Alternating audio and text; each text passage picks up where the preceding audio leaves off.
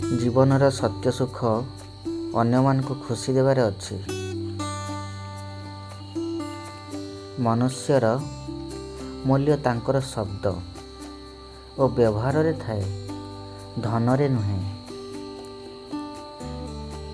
ନିଜ ଭଲ କାମ ନିଜେ କହିଦିଏ, ତାହା ପାଇଁ ଆଡ଼ମ୍ବର ଦରକାର ନାହିଁ।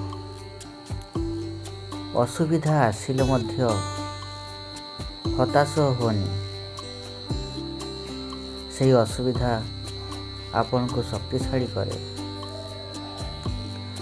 ଭଲ ଚିନ୍ତା ଓ ଭଲ କାମ ମନୁଷ୍ୟକୁ ଦେବତା ରୂପେ ପରିବର୍ତ୍ତନ କରେ।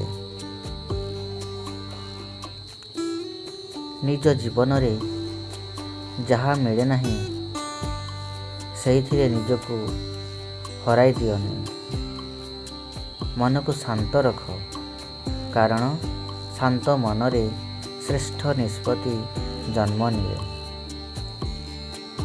ଅନ୍ୟଙ୍କ ଭଲ ଦେଖି ଈର୍ଷା ନ କର, ତାହାରୁ ପ୍ରେରଣା ନିଅ। ସତ୍ୟ କେବେ ହାରେ ନାହିଁ, ସେ ଅଳ୍ପ ସମୟ ପାଇଁ ନୀରବ ରହେ। ହସ ହେଉଛି ମନର ଔଷଧ। ପ୍ରତିଦିନ ହସିବା ଜୀବନର ସବୁଠୁ ଭଲ ଅଭ୍ୟାସ।